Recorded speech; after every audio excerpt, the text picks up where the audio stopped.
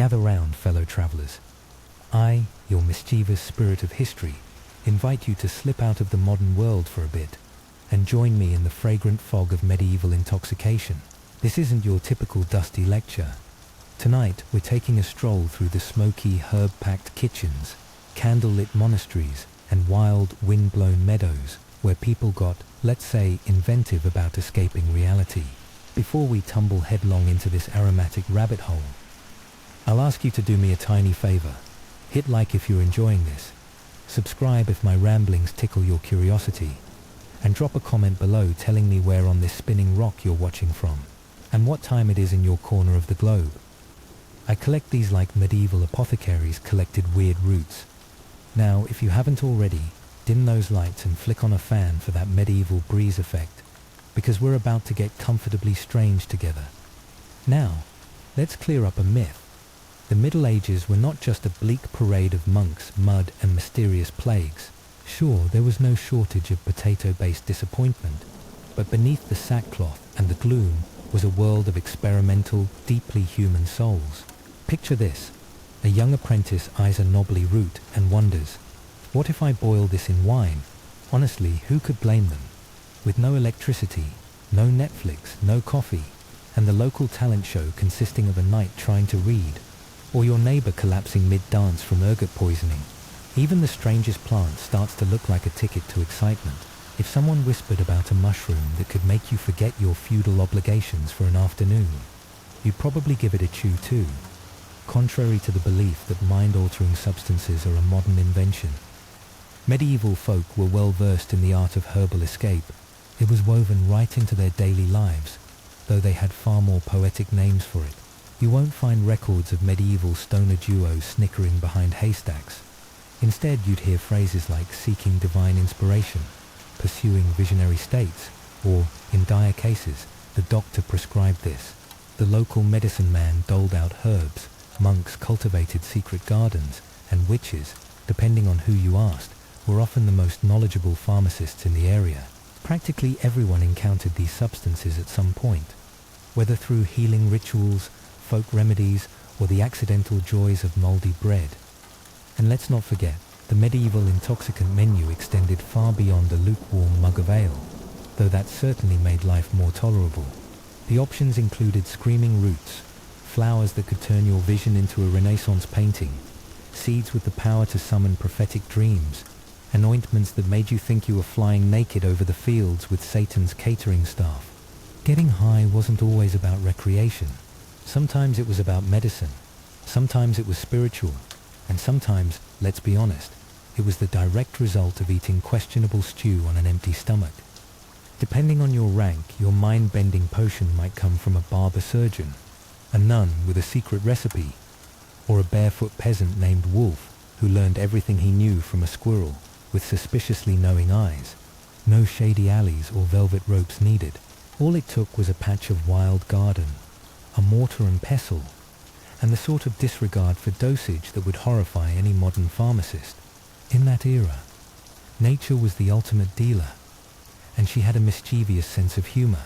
Medieval Europe teemed with plants, roots, fungi, and resins, each one waiting to either soothe your headache or convince you that you'd just gotten engaged to a maple tree.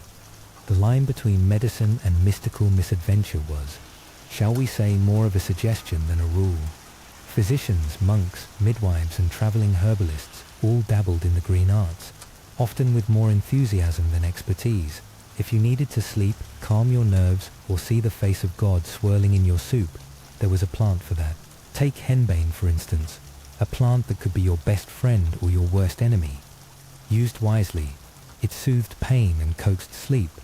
Used recklessly, it could spark a fit of convulsions or send you sprinting barefoot through the woods, convinced you'd lost your shoes and your mind.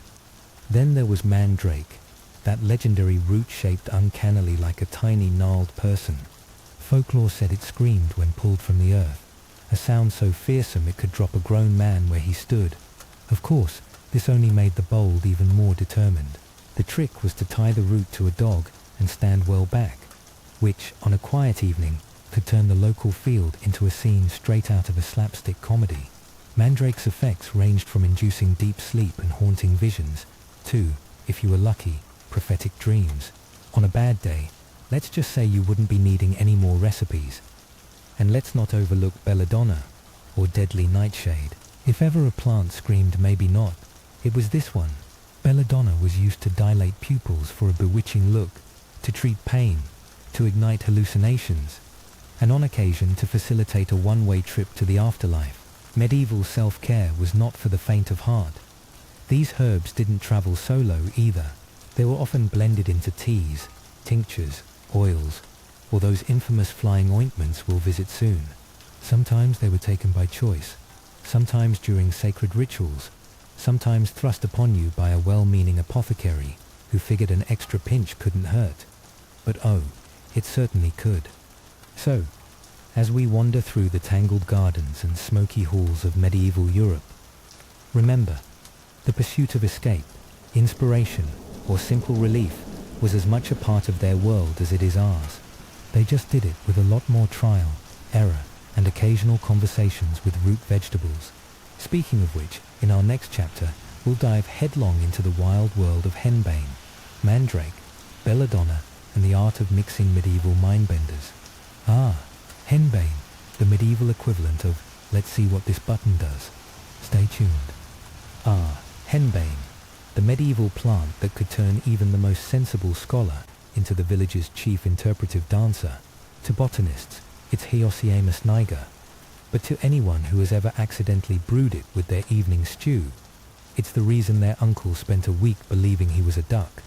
Henbane was a legend in the unofficial pharmacy of the Middle Ages, cropping up in herbals, whispered among healers, and carefully avoided by anyone with a shred of common sense. It wasn't just a plant you stumbled across in the hedgerow, it was a full-on medieval mood. Monks, ever the collectors of neat handwriting and questionable plant experiments, lovingly described its effects in their vast herbals, and physicians, some more daring than wise, reached for it to dull pain, ease childbirth, or send a patient to dreamland. And of course there were the witches, who were rumoured to use it for a bit more than a headache remedy. They supposedly smeared it on their skin, mounted their broomsticks, and at least in their minds, soared off into the night, leaving peasants behind to hope they hadn't just eaten the wrong salad greens. So what did henbane actually do to the unsuspecting medieval soul?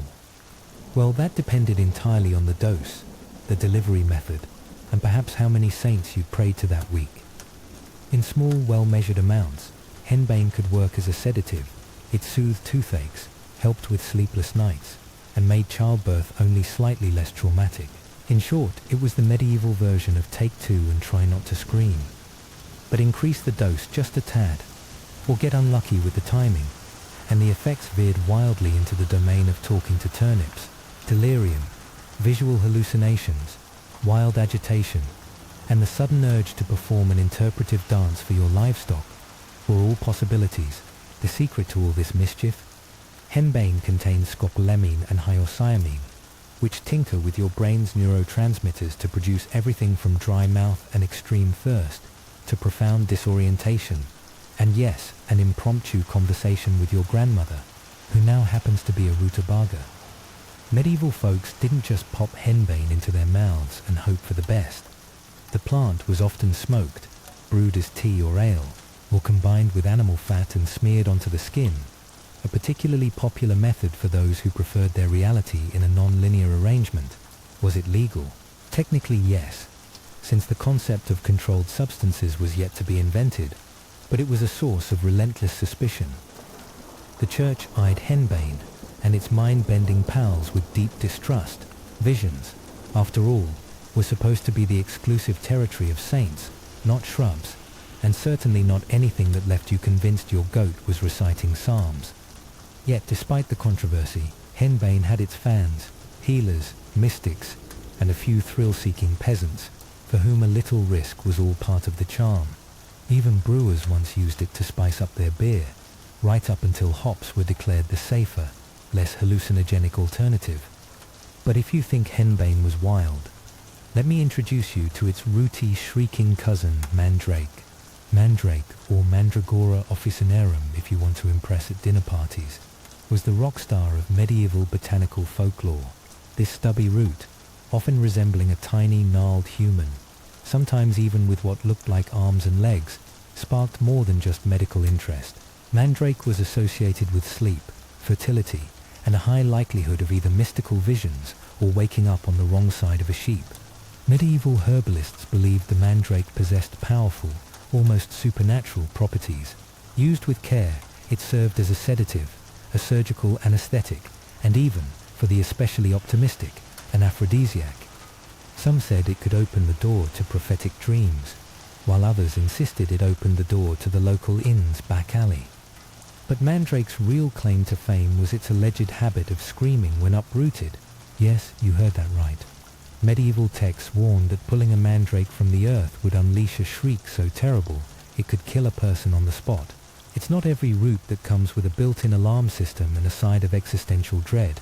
This led to some of the most creative plant harvesting rituals in all of history. The most famous method involved tying the root to a very unfortunate dog, then walking away while the animal did the heavy lifting. The theory was that the dog would absorb the deadly scream, sparing the harvester. Ethical considerations, even by medieval standards, were apparently a secondary concern. Once the root had been safely acquired, often at the cost of a good dog and a fair bit of local gossip, the mandrake could be dried, powdered, or steeped in wine. Some brave souls wore tiny mandrake figurines as charms, hoping to ward off evil or increase fertility. Nothing says romance quite like a miniature, mummified root that, according to legend, has seen the other side and come back with stories. Unsurprisingly, the church viewed mandrake with the same suspicion it reserved for anything remotely fun or mind-altering. Visions and dreams that didn't come from the official religious channel were considered, at best, witchcraft adjacent. Still, monks couldn't resist recording mandrake recipes in their herbals, and the instructions were suspiciously detailed. Used properly, mandrake could numb pain before surgery or send a patient into a deep, trippy sleep filled with visions. Used improperly, it was more likely to cause vomiting, blackouts, or the kind of hallucinations that prompted your family to call for an exorcist because you thought your soup was whispering love poems. Mandrake, like all good medieval drugs, was a gamble. Sometimes you communed with angels. Sometimes you woke up in a chicken coop, convinced you'd married a tree. Now, let's shift our gaze to the glamorous, slightly dangerous world of medieval beauty. Imagine you're a noblewoman preparing for the grand feast of the season. You've got your best linen, your hair woven with fresh flowers. But if you really want to stand out, you reach for belladonna. Yes, Atropa belladonna, known more ominously as deadly nightshade. Belladonna is the botanical equivalent of a seductive but perilously unstable ex. The name itself means beautiful lady, because a few drops of its extract in your eyes would dilate your pupils, giving you that wide-eyed, mysterious, and ever so slightly unhinged look that was all the rage. Of course, the downside was blurred vision, sensitivity to light, and the occasional unintended stroll into a wall. But hey, beauty standards have always demanded a little sacrifice. Belladonna wasn't just for cosmetics. The plant's extract found its way into painkillers, sleep aids, and for the more adventurous, truth serums, though the truths revealed were generally less about state secrets and more about the ceiling dripping Latin prayers. Belladonna contains atropine and scopolamine, which interfere with the nervous system in ways ranging from mildly disorienting to why is the wallpaper reciting psalms. It was a staple in the recipes of potions, flying ointments, and some of the more questionable medical procedures known to medieval Europe. Need to numb a patient before a particularly unpleasant medieval surgery? Belladonna. Need to fake a death-like sleep for dramatic or, perhaps, slightly suspicious reasons? Belladonna. Need to meet a few saints, and possibly the devil, during your nightly dreams? You know the answer. Despite its toxicity, belladonna carved out a permanent spot in the medieval medicine cabinet. Physicians used it judiciously, or recklessly, depending on the level of local plague activity. It appears in herbals, love charms, and enough folk remedies to leave modern pharmacists shaking their heads in disbelief. Before the invention of modern edibles in cute packaging and flavors like Watermelon Blast, our medieval friends were already experimenting with their own mind-altering recipes. Forget chocolate bars. These people had ointments, balms, tinctures and potions that could knock your socks off, sometimes literally. And let's not mince words. The word ointment never inspires confidence, especially when the ingredients list includes belladonna, fat from a black cat, and a generous dash of hemlock, all stirred with a heavy dose of superstition under the full moon's light. This was the world of medieval transdermal delivery, also known as rubbing a suspicious paste on your skin and hoping for the best. These concoctions weren't just for a fun weekend.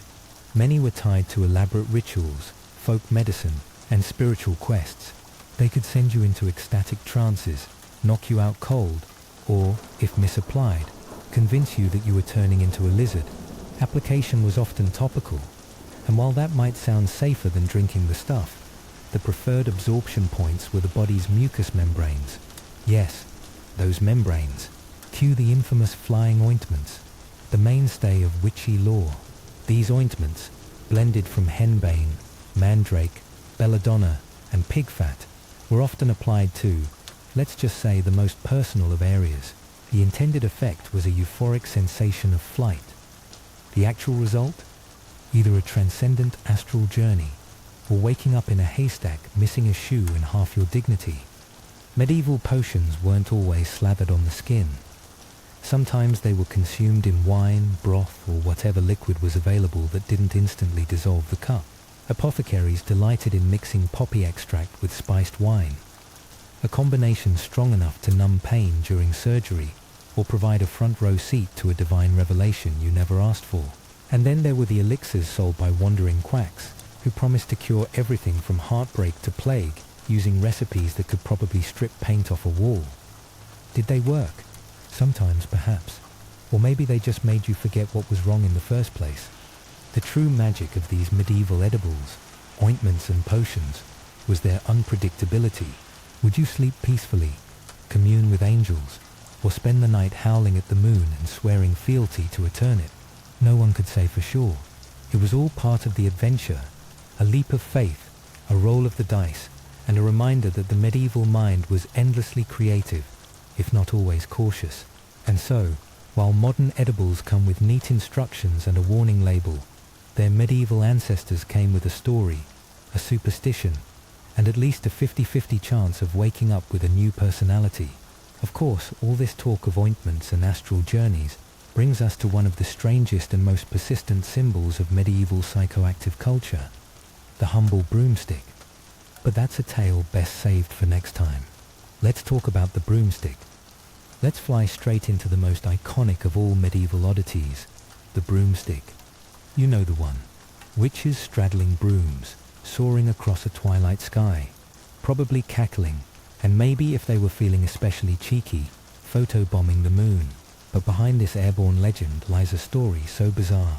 Even I, the spirit of history, have to smother a laugh every time I remember it. The humble broomstick, that trusty household tool, wasn't just for chasing dust bunnies under the bed. No. In medieval Europe, it came with a side of scandal most people today would never guess. And yes, I witnessed it all. Awkward glances, nervous giggles, and more than a few villagers whispering about the strange habits of their neighbors. Here's the secret they never tell you at Halloween parties.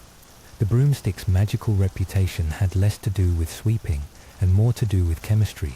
Historical records, especially those eager to judge documents penned by inquisitors, describe witches preparing and using flying ointments, thick, trance-inducing concoctions made from plants like henbane, belladonna, and datura. Each ingredient was more dangerous than the last. Imagine a salad bar where every option is labelled caution, may cause you to think your goat can talk. And before you ask, no, these ointments were not for eating. The ingredients were so toxic, even the bravest medieval stomach would riot at the thought. Instead, witches found a more creative, and let's be honest, memorable delivery system. They applied the ointment topically, but not just to the skin. Oh no, the real secret? Mucous membranes. Those soft, absorbent gateways the body provides in just a few, shall we say, personal places. And that's where the broomstick, or as some especially coy sources put it, the anointed staff, entered the picture. The broomstick's handle was smeared with the potion, and used to apply it to those high absorption areas. Not exactly the stuff of bedtime stories, but highly effective for its intended purpose. Within minutes, the user would report visions of flying through the night sky, feasting with the devil, or simply floating above the village like the world's most confused weather vane. These were, of course, hallucinations. But in a time when the line between magic, medicine, and outright guesswork was thinner than the average monk's soup, nobody seemed particularly bothered by the distinction. Inquisitors reacted with predictable alarm, not because they cared about pharmacology or the finer points of absorption rates, but because a person flying, at least in their mind, looked suspiciously like a one-way ticket to Demon Town. The irony, as always, is delicious. The visions were chemically induced, entirely unreliable, and as likely to produce interpretive dance as actual levitation. But when has medieval justice ever let a little thing like evidence get in the way? The connection between witches, broomsticks, and night flights was written into folklore, trial records, and the very fabric of medieval paranoia.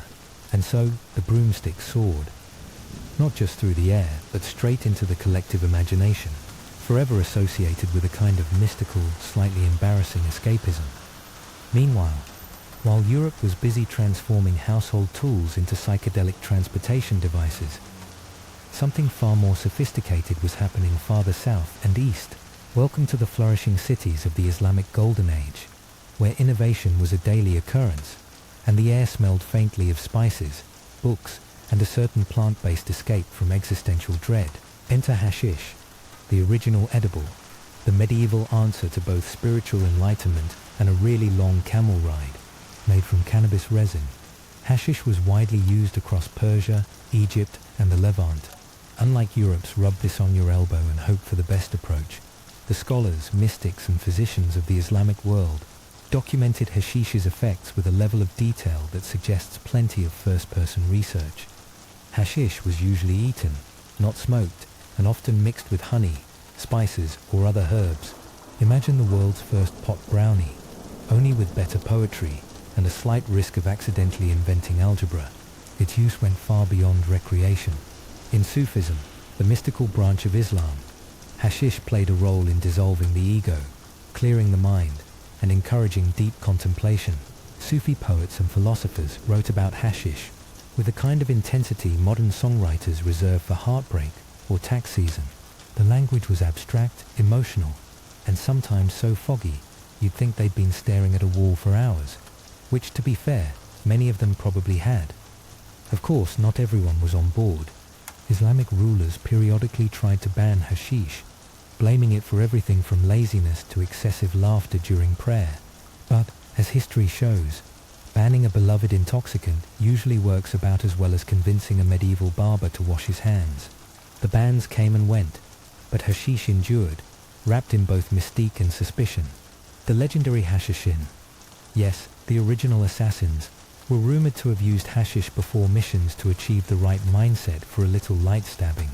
That story is mostly a myth, but it's a perfect example of how cannabis products were already tangled up in legends, half-truths, and more than a little paranoia. Meanwhile, Europe was still centuries away from figuring out how to use cannabis without immediately setting something on fire or calling it devil grass. Now, let's step inside a medieval church. Picture it, stained glass windows casting rainbows on stone floors, candles flickering in the gloom, and a thick, otherworldly haze of incense drifting lazily through the air. If you ever wondered why services felt so long, it wasn't just the sermons. Incense didn't only sanctify the space, it also packed a little psychoactive punch. Frankincense and myrrh, the heavy hitters of the incense world, were imported luxury goods from the Arabian Peninsula and East Africa. They were burned in churches, temples, and royal courts to cleanse the air, ward off evil, and let's be honest, mask the persistent aroma of sheep, boiled cabbage, and unwashed pilgrims. Here's the twist. Modern science has shown that burning frankincense releases compounds like incensol acetate, which can affect the brain's limbic system. In plain English, if you sat through enough smoke, Gregorian chant wasn't the only thing making your head feel floaty in those famously unventilated medieval chapels. And trust me, I've floated through more than a few. Prolonged exposure to incense could produce a mild, tranquilizing effect.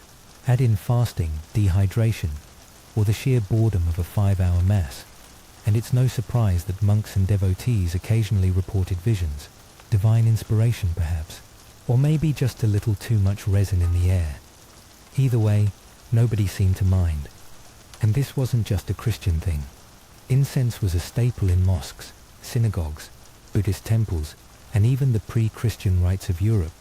If there's one thing humanity agrees on, it's the universal appeal of a good scent and a slight detachment from reality. Clerics insisted incense helped lift the soul to heaven. More realistically, it probably just softened the sharp edges of existence enough to make long sermons tolerable. Think of it as the ancient equivalent of lo-fi beats and a scented candle, only with more Latin and far less chill.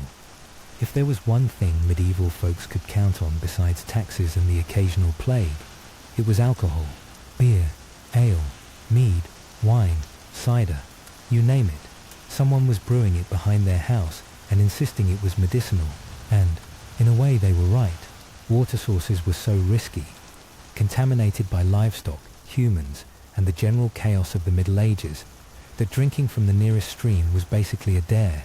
So people turned to the safer, fermented option. Enter small beer, the medieval version of LaCroix, but with alcohol, and a much higher chance of being brewed by someone named Edith, whose recipe changed depending on the phase of the moon and how many chickens she could consult. Small beer was low in alcohol and consumed daily by adults and children alike. The goal wasn't to get drunk, but to stay hydrated and maybe maintain a light buzz while avoiding the perils of medieval waterborne diseases. Of course, if you had a bit more coin or simply cared less about tomorrow, you could opt for stronger ale, honey mead, or imported wine. And yes, wine was often mixed with herbs or spices, sometimes for flavor, sometimes for health, and sometimes just to see if rosemary could cure existential dread. Monasteries took brewing seriously. For monks, perfecting beer recipes was a sacred duty. They documented fermentation methods, taste-tested the results, and occasionally drank enough to inspire a whole new set of questionable medical practices. If salvation came in pints, the Benedictines were way ahead of the trend. But alcohol wasn't just a drink, it was an all-purpose life enhancer. Need to numb the agony of medieval dentistry? Ale. Feeling melancholy? Spiced wine. Want to forget that you live in a drafty hut with 6 relatives and a single very judgmental chicken? Mead. Taverns, inns, and roadside alehouses functioned as medieval therapy offices, only with more shouting and less confidentiality. People drank to celebrate, mourn, gossip, and sometimes invent dance moves that have mercifully not survived into the modern age. Sometimes getting high in the Middle Ages wasn't a choice. It was just part of breakfast. And speaking of unintentional highs, let's talk about ergot. This little fungal parasite grows on rye and other cereal grains, and, to the untrained eye, looks like nothing more than a shriveled blackened kernel. But to modern science, ergot is a biological prankster with side effects that read like a medieval curse. Convulsions, hallucinations, burning sensations in the limbs, and occasionally the overwhelming certainty that your hands have turned into spiders. Ergot was the accidental ingredient in what some historians call the original LSD experience. Long before the Summer of Love, Woodstock, or anything involving tie-dye, people in parts of Europe, especially in the colder, damper regions of France and the Germanic territories, regularly baked bread from rye infected with ergot. Why? Because hunger always wins out over fungus awareness. The result?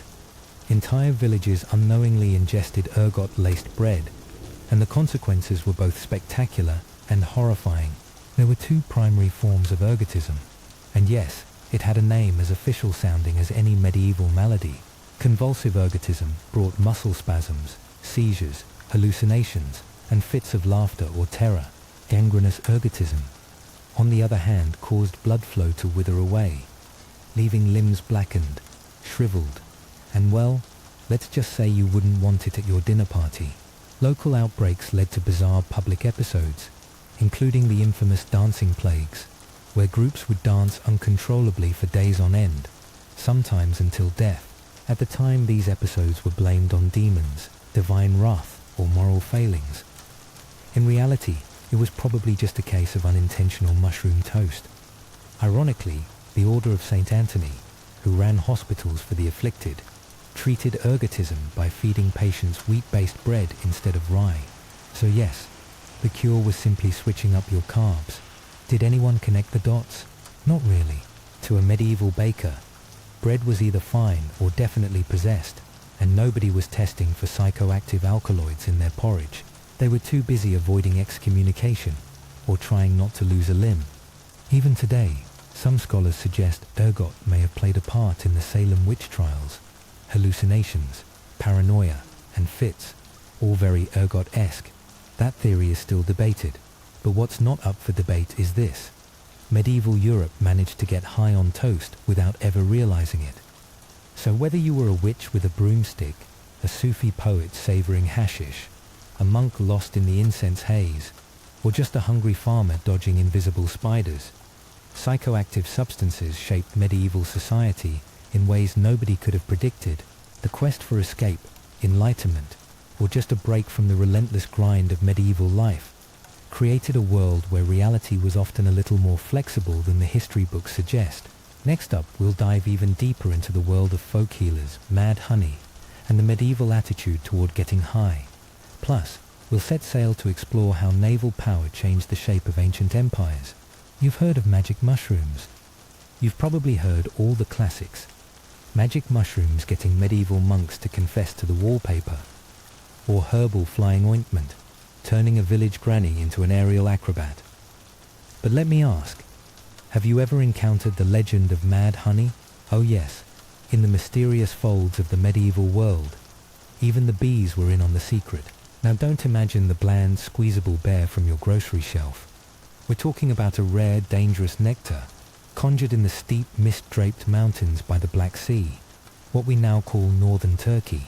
Up there the bees dine on rhododendron blossoms, which look sweet and innocent, but are packed with granotoxins, potent little compounds that absolutely delight in confusing the human nervous system. The result? Mad honey. It's not just a clever name. This sticky amber marvel could turn a regular afternoon into an episode of interpretive dance, starring your own eyebrows and a supporting cast of swirling hallucinations. Take just a smidge, and you might feel a pleasant buzz, a gentle floatiness. Take a spoonful, and suddenly reality slides sideways. Dizziness, vomiting, visions, and the kind of spiritual epiphany that makes you question whether your cat is plotting against you. In large enough doses, you'd be lucky if all you did was recite poetry to a potato, convinced it was your long-lost uncle. And here's where my favorite historical twist comes in. This wasn't simply a local delicacy for thrill-seeking shepherds. Mad honey was weaponized. Invading armies, greedy for the spoils of abandoned villages, would stumble upon honeypots left out just for them.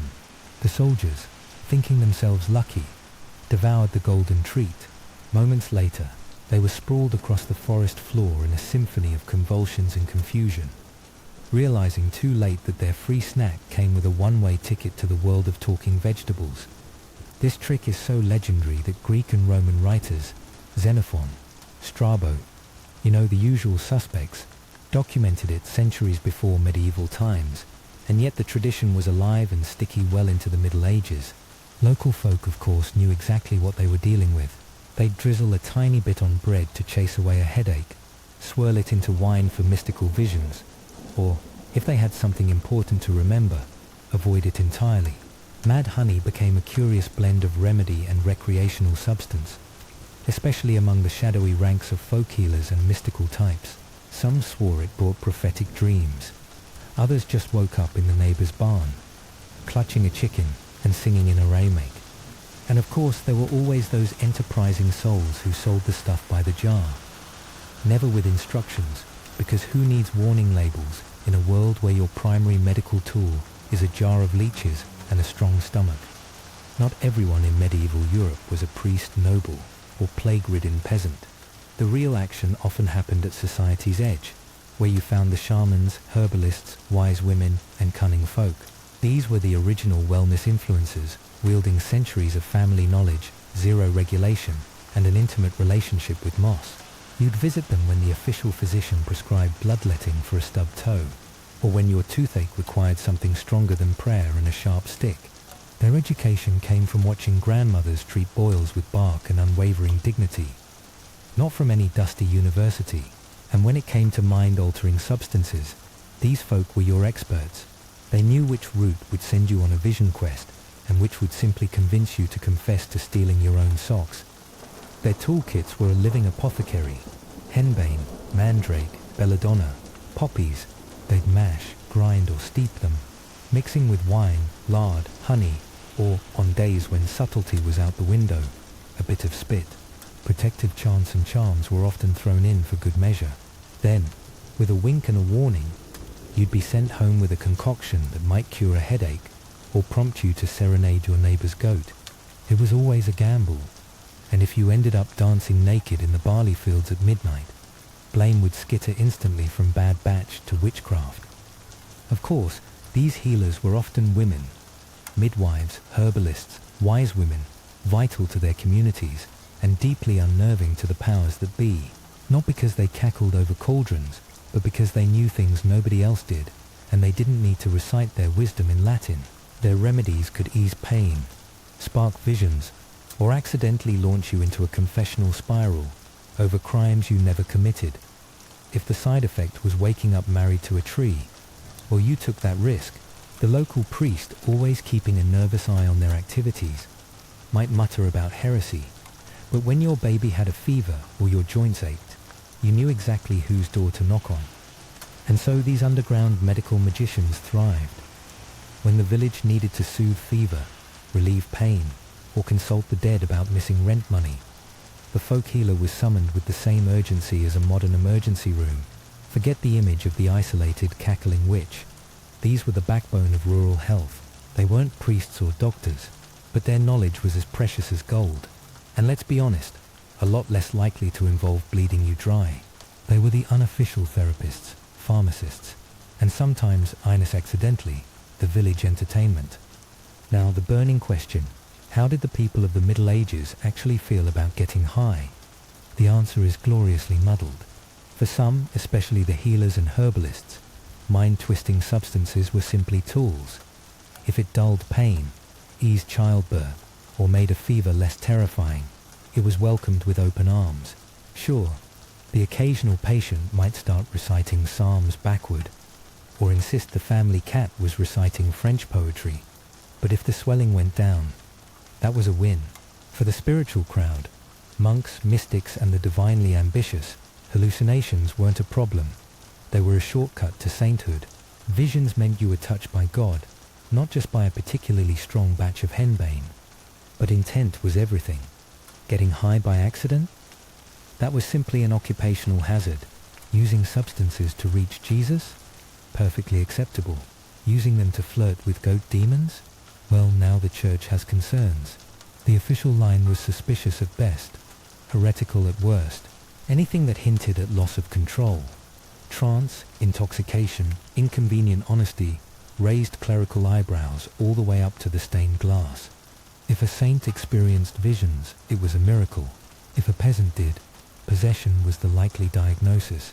The difference, as always, was a matter of class and context.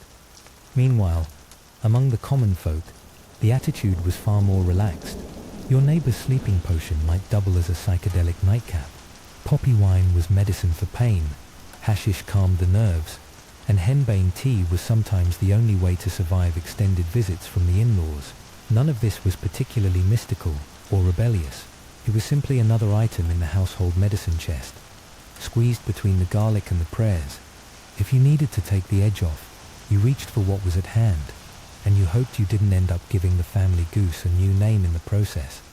At the end of the day, medieval attitudes toward getting high lived in a messy, hilarious grey area, halfway between miracle and misdemeanor, health and heresy.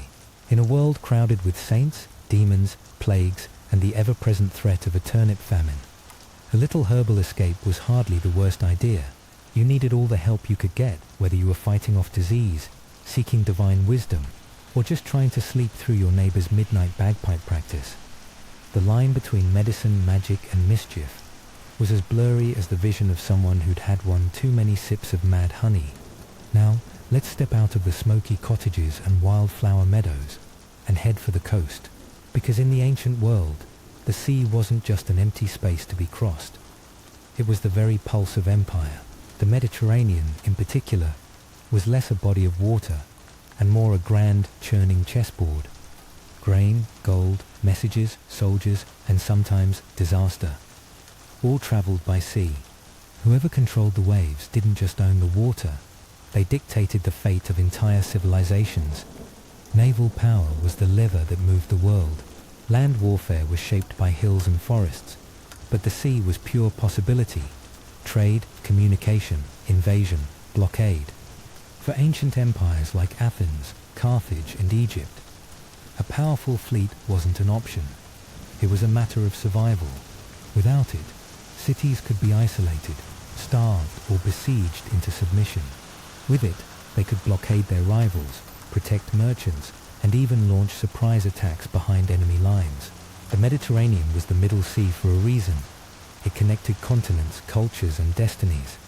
To rule these waters was to have your hand on the heartbeat of everything, from Phoenician shipping to Roman grain convoys. That's why ancient powers sunk fortunes into their navies, harbours, shipyards, dry docks. These weren't just civic amenities, they were the lifeblood of empires. Athens, for example, became legendary for its vision of a sea-based democracy.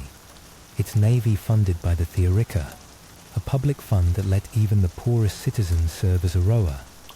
The mighty Athenian fleet wasn't just a fighting force, it was a social experiment afloat, and when it triumphed at Salamis in 480 BCE, it was the common people who rode Athens to victory, not the aristocrats. Carthage, on the other hand, was a naval titan built on trade, with shipyards that could churn out warships almost like a factory line. Their dominance wasn't just about swords and sails. It was about generations of sailors who knew every trick of the sea. Egypt, perched at the Nile's mouth, relied on its fleets to protect trade routes and keep pirates at bay.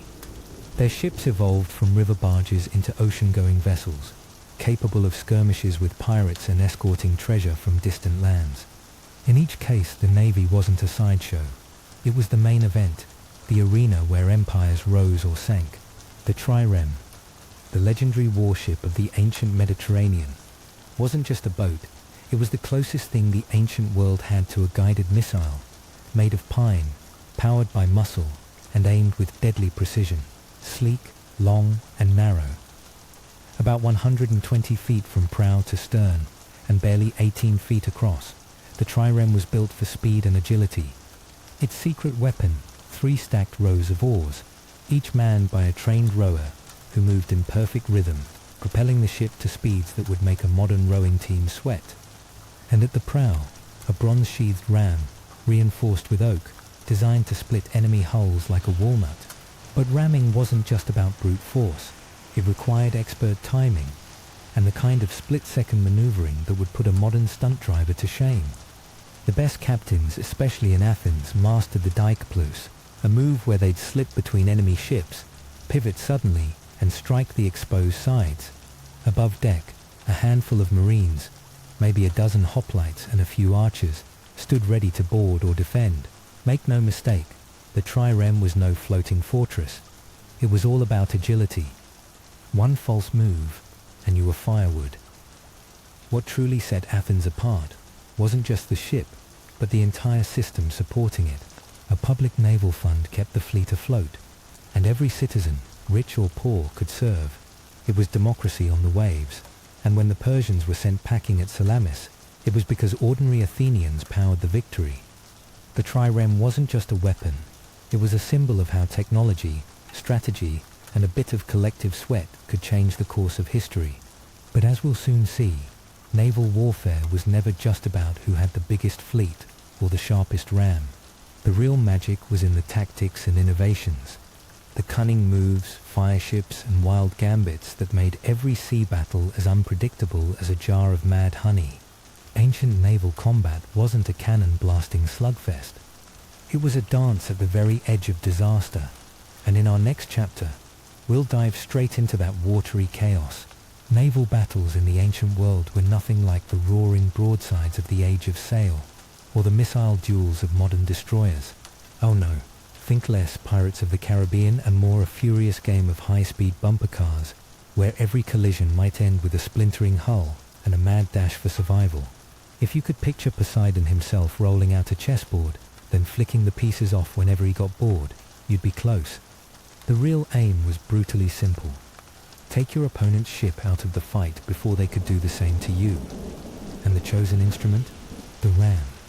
Not the fluffy woolly kind, mind you, but a lethal bronze-tipped prow, gleaming ominously under the sun and hungry for timber. Now, ramming wasn't just about charging forward with wild abandon. If you ever tried parallel parking in a crowded lot, you'll understand getting that angle right was everything.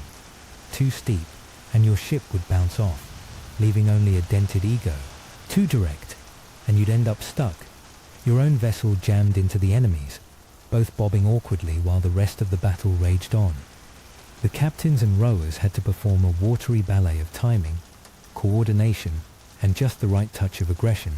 Picture 100 brawny rowers, muscles taut and sweat stinging their eyes, straining in perfect unison as the captain yelled orders. The entire ship became one living, breathing beast, its fate decided by the precision of its crew. Ancient tacticians weren't content with simple head-on collisions. Oh no, they developed maneuvers that would make any modern-day driving instructor weep with pride. Enter the dikaplos and the periplos, naval moves with names that sound like they belong on a Greek dessert menu, but were, in fact, deadly serious.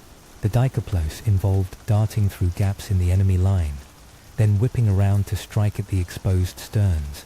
The periplos was about circling the enemy formation and picking off ships along the vulnerable flanks. These weren't the tactics of brutes. These were acts of surgical genius, dependent on flawless teamwork and a captain's nerves of steel. There's a reason ancient admirals got more nervous than a barber about to give Alexander the Great a bad haircut.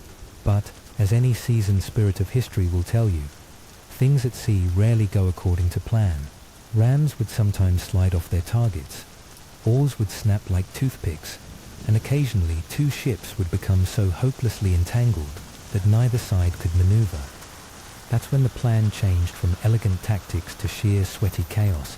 Enter boarding, the moment when a naval engagement stopped pretending to be chess and devolved into an all-out street brawl on a floating dance floor covered in broken wood and occasionally questionable beverages. The instant two vessels locked together, Marines would swarm across the decks, swords and spears flashing, shields raised, and battle cries echoing across the water. If you think ancient sailors were just sunburnt rowers, imagine the shock of a helmeted warrior leaping onto your deck, swinging a blade and looking like he'd just downed a handful of those infamous ancient intoxicants. Boarding was up close, personal, and messy. There was no polite fencing here, just desperate, sweaty grappling for every inch of deck.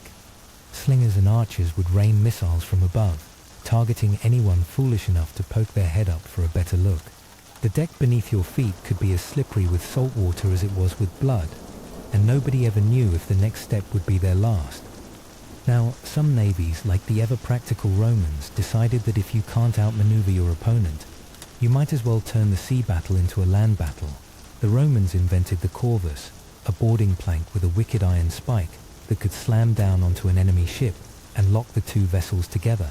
Suddenly, the Mediterranean became home to floating platforms of mayhem, where Roman legions could do what they did best, fight in close quarters and terrify everyone within stabbing range. It worked spectacularly well against the Carthaginians during the First Punic War. The Carthaginians may have been master sailors, but the Romans brought the party, and by party, I mean heavily armed infantry. The downside, once the ships were locked together, retreat wasn't an option. It was win or swim, and the Mediterranean is a lot less forgiving than your local swimming pool. But let's say you wanted to skip the ramming, forget the boarding, and just watch your enemies panic from a safe distance. Enter the fire ship, the ultimate wildcard, a flaming vessel loaded with every flammable substance known to ancient chemistry. Tar, pitch, sulfur, resin, oil. If it could burn, it was going aboard. lighting a fire ship and sending it drifting toward the enemy, wasn't just a tactic, it was a statement. It screamed, "We're desperate, we're dangerous, and we're willing to set the whole sea on fire if it means taking you with us." The first documented fire ships appeared in the Greco-Persian Wars. Imagine the scene. Defenders, outnumbered and harried, hurling flaming rafts into tight clusters of enemy galleys. In the confined chaos of a harbour or a narrow strait, a single fire ship could ignite panic faster than a rumour about watered-down wine. Sails caught, decks blazed, and even the bravest sailors could be seen abandoning ship at the first whiff of burning pitch. It was as much psychological warfare as physical. You can block a ram, you can repel a boarder, but fire? Fire doesn't negotiate, it just consumes. Of course, the fire ship was a double-edged sword. A sudden shift of wind could send your own vessel up in flames. And let's be honest, ancient meteorology was about as reliable as medieval dentistry. Fire ships were the weapon of last resorts, used during sieges, blockades, or when there was absolutely nothing left to lose. The wild unpredictability made them both terrifying and dangerous to friend and foe alike. And then, centuries later, the Byzantines turned up the heat with Greek fire, a sticky, mysterious substance that could burn even on water and resisted all attempts to douse it.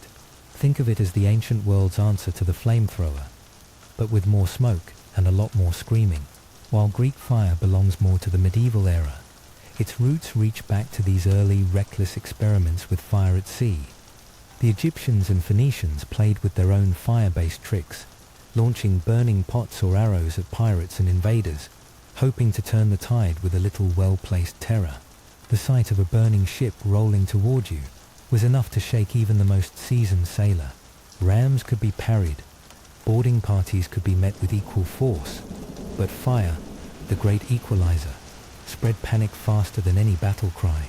Just a whiff of smoke, and the knowledge that you were floating on a tinderbox could undo the discipline of even the toughest crews. Ancient naval warfare was never just about the strength of your arms or the sharpness of your blade. It was about outthinking, outmaneuvering, and sometimes out-crazying your rival. So as we leave behind the smoke and splinters of ancient sea battles, let's take a closer look at the civilizations that mastered these tactics, and see how their fleets shaped the rise and fall of empires. Starting with Athens, that famously dry city that decided to get wet and take on the world. In the 5th century BCE, Athens transformed itself from a landlocked city-state into a dominant naval superpower. Picture this: Athens, once a landlocked city-state, more famous for philosophical debates and questionable theatre productions than anything nautical, suddenly decides to become the Mediterranean's answer to a supercarrier task force. And what sparks this transformation? Not a heroic quest or a divine vision, but good old-fashioned silver. Somewhere beneath the sun-baked hills of Laurium, miners stumble on a motherlode, a gleaming river of silver that would make a dragon jealous.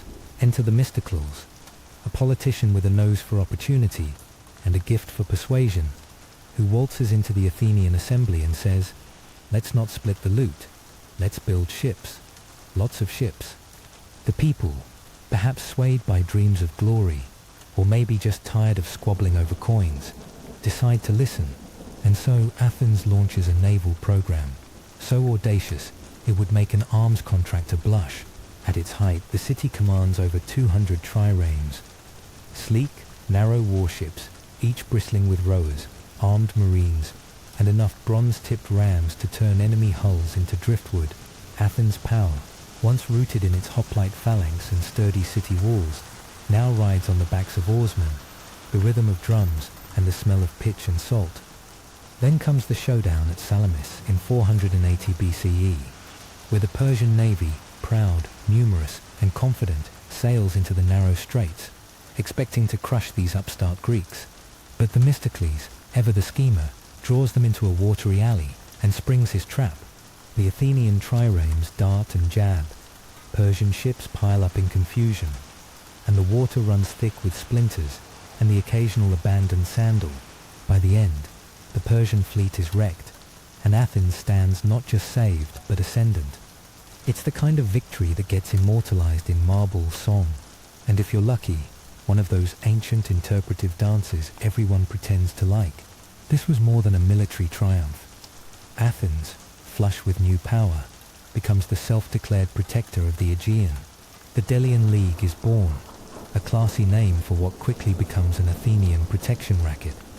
City-states pay tribute, allegedly for mutual defense, but much of it ends up funding Athenian shipyards, monumental architecture, and let's be honest, some truly extravagant toga parties. The navy isn't just a weapon, it's a political sledgehammer. With ships prowling the seas, Athens flexes on friend and foe alike, quashing rebellions with the casual menace of a landlord holding the only spare key. Yet, the ripple effects go deeper. Athens' navy, powered by thousands of rowers drawn from the city's poorest citizens, transforms the social order. Suddenly, those who couldn't afford armor or farmland find themselves indispensable. Their sweat and muscle turn the trireme's oars. Their voices begin to matter in the assembly. Power trickles down the ranks. Democracy gets a shot of adrenaline, and the city's politics lurch in new, surprising directions. The sea, it turns out, is a great equalizer, at least until the wind shifts or the fleet gets lost in a fog. Of course, this kind of dominance breeds envy and resentment. The Athenians, not exactly famous for their subtlety, wield their navy like a blunt instrument. Allies become subjects. Tribute feels a lot like tribute, and the seeds of rebellion take root. Enter Sparta, that land-loving, muscle-bound neighbor, with a taste for simplicity and a wardrobe of identical red cloaks. During the Peloponnesian War, the Spartans do the unthinkable. They build their own navy, courtesy of Persian gold. At the Battle of Aegospotami in 405 BCE, the Spartans catch the Athenian fleet literally napping, according to some accounts, then proceed to annihilate it and starve Athens into surrender. The empire built on oars collapses as quickly as it rose, but the ghost of Athenian naval power lingers. The city proved once and for all that you don't need vast fields or endless armies to rule an empire. Sometimes, all it takes is a well-timed wind, a sturdy hull, and a city willing to bet everything on the sea. They also demonstrated that ships could be as potent in politics as they were in battle, a lesson many would try and fail to forget. Now, if Athens was the brash upstart of the Eastern Mediterranean, Carthage was the old money merchant prince of the West, founded by Phoenician settlers around 800 BCE on the sunny shores of what's now Tunisia.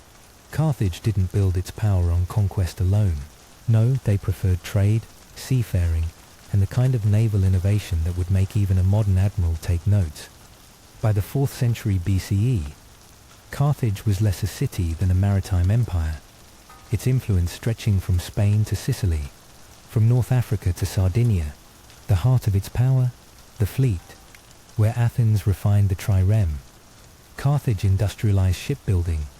Their legendary circular harbor, an architectural marvel and a logistical nightmare for invaders, could construct, house, and launch hundreds of ships at a time.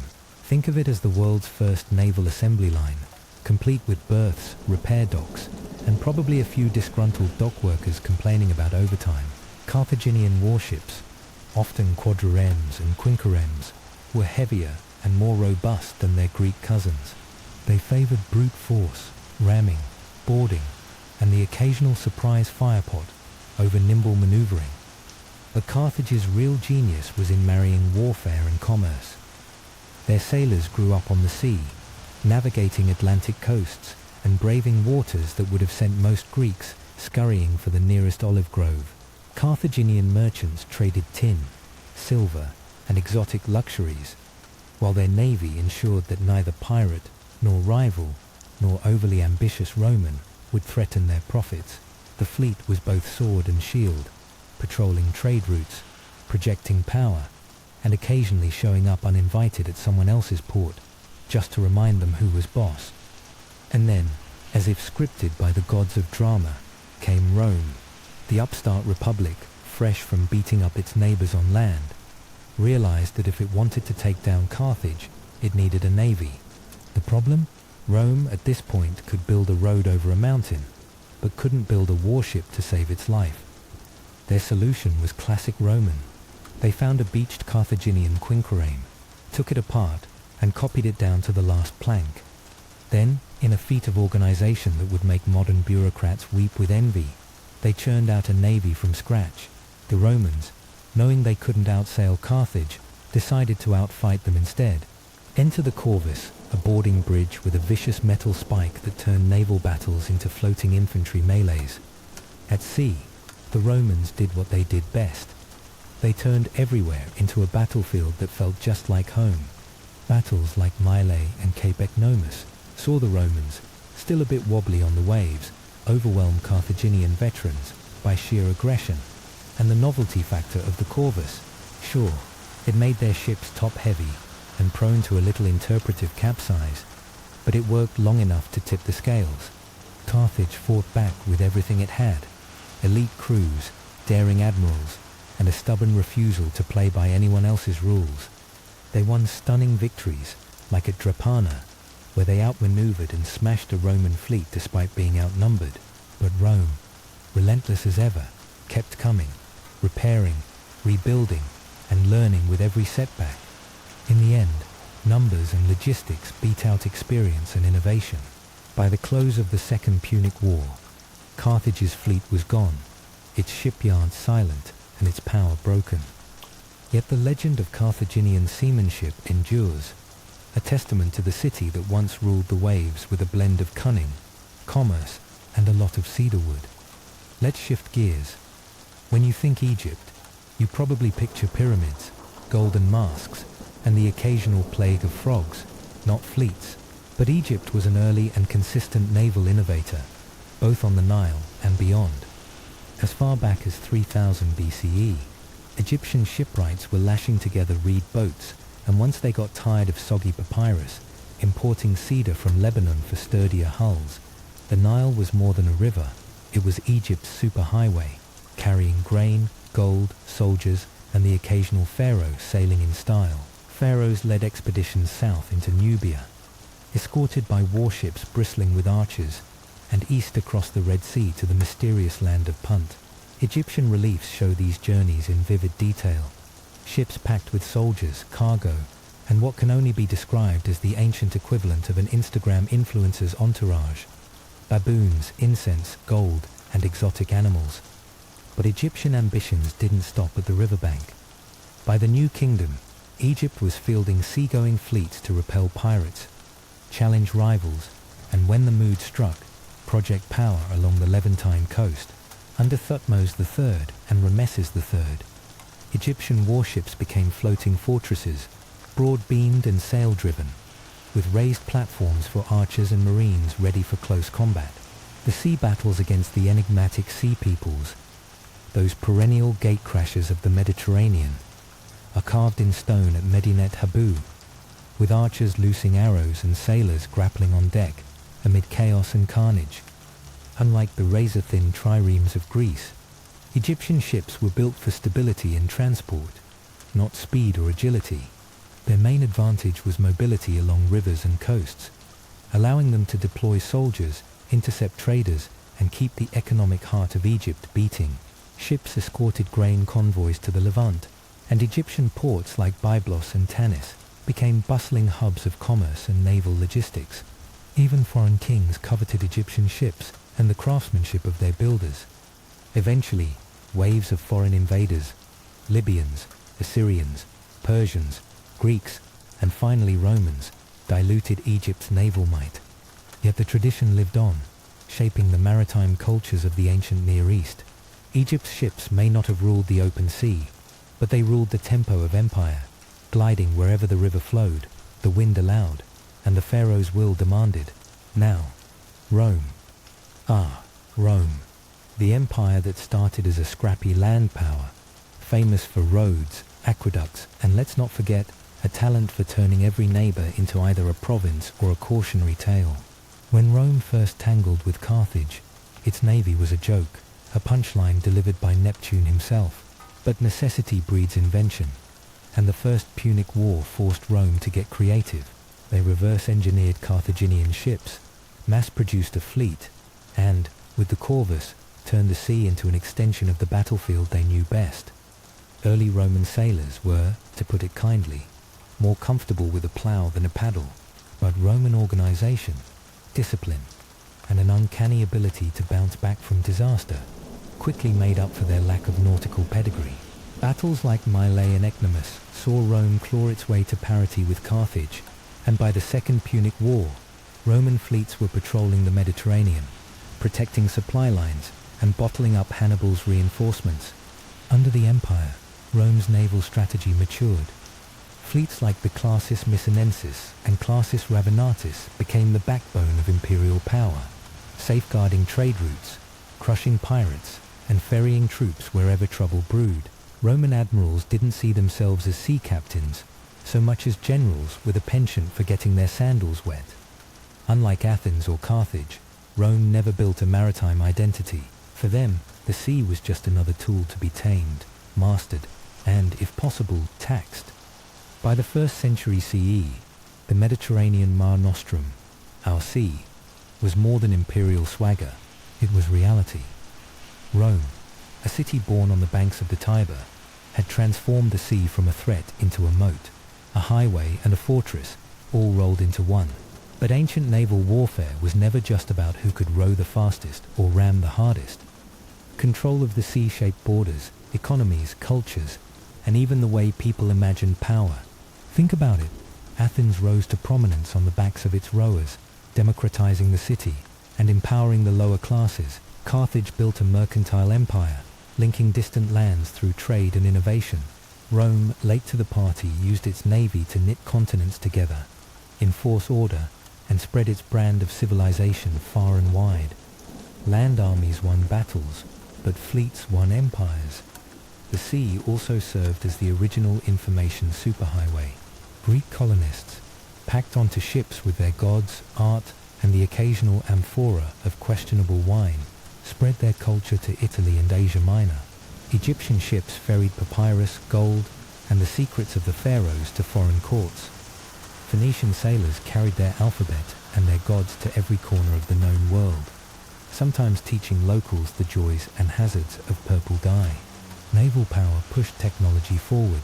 The evolution from trireme to quadrireme to the mighty quinquereme wasn't just about more rams or bigger crews. It was a leap in engineering, logistics, and navigation. Harbors became sprawling logistical hubs. Standardized ship design set the stage for future navies. And, perhaps most importantly, protected sea routes allowed trade to flourish, transforming cities like Alexandria into cosmopolitan melting pots, bustling with merchants, artists, philosophers, and the occasional snake oil salesman hawking the latest cure for seasickness, a remedy that likely involved more interpretive dance than actual medicine. The psychological impact of naval warfare was profound. Fire ships, boarding actions, and the thunderous collision of hulls shaped not just tactics but imaginations. For the first time, the sea became a battlefield, a place where mobility, cunning, and control mattered as much as brute force. It introduced a new kind of warfare, one where the element of surprise could ride a wave, and the fate of empires could hinge on a gust of wind. A clever admiral, or occasionally an octopus with attitude, we tend to remember these empires for their conquests on land, the sieges, the marches, the famous last stands. But more often than not, it was the fleets that tipped the balance, carrying armies, gold, and ideas across the waves. The wake of a trireme, the creak of a quinquereme's oars, the snap of a Roman sail.